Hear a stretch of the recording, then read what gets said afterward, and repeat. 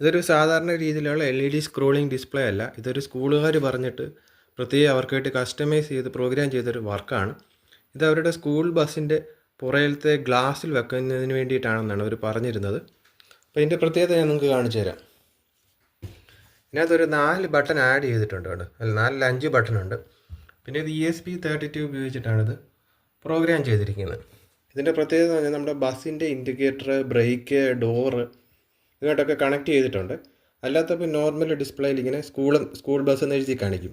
ഇപ്പം പുറകിൽ നിന്ന് വരുന്ന വണ്ടിക്കാർക്ക് പെട്ടെന്ന് സിഗ്നൽസ് കൊടുക്കാൻ വേണ്ടിയിട്ടാണ് ഇത് ഉപയോഗിക്കുന്നത്.